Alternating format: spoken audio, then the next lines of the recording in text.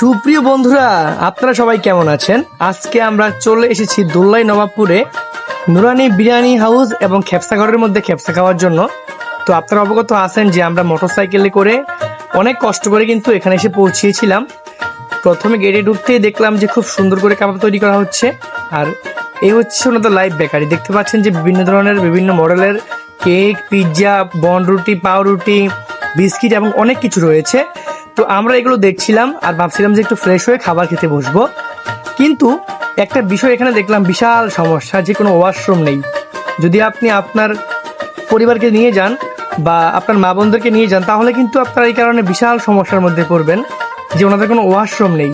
তো আমরা বাধ্য হয়ে জিজ্ঞেস করলাম যে ওয়াশরুম কোথায় আছে, কারণ যেহেতু এত দূর থেকে গিয়েছি অবশ্যই আমাদেরকে ফ্রেশ হতে হবে। তো তখন ওনারা বললো যে ভাই, আমাদের তো ওয়াশরুম নেই, আপনারা আশেপাশে দেখতে পারেন। তো আমরা বাধ্য হয়ে চলে গেলাম সেখানে। এটাও প্রায় 2-3 মিনিট হাঁটার পরে এই যে জঙ্গলের মাঝখানে দেখতে পাচ্ছেন। তো এখানে এসে আমরা পরিষ্কার পরিচ্ছন্ন হলাম, হয়ে তারপরে আবার ফিরে গেলাম হচ্ছে সেই রেস্টুরেন্টের মধ্যে।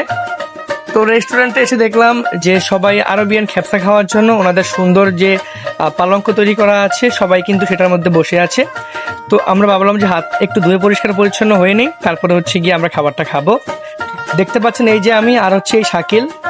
তো তারপরে আমরা ফ্রেশ হয়ে উপরে গিয়ে বসার চেষ্টা করলাম, খুব সুন্দর করে আরবিয়ান স্টাইলে কিন্তু এখানে বিছানা পাতা আসে দেখতে পাচ্ছেন। তো সেখানে গিয়ে বসলাম।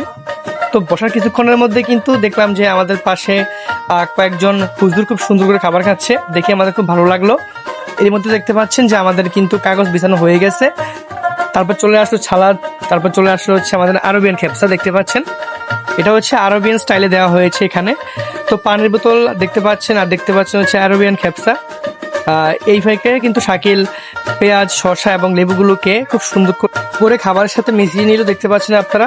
আর সাথে ছিল হচ্ছে পুদিনা পাতার জুস, আর ছিল হচ্ছে এই যে পুদিনা পাতা দেখতে পাচ্ছেন।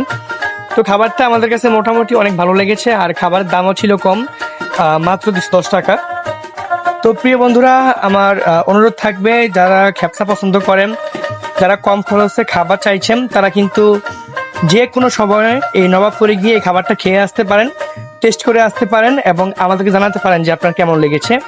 তো ভালো থাকবেন সবাই, দেখা হবে পরের ভিডিওতে। দেখতে পাচ্ছেন ভরপুর খাওয়া দাওয়া হচ্ছে। আমরা কিন্তু প্রায় 2 প্লেট খেপসা নিয়েছিলাম আলাদা করে।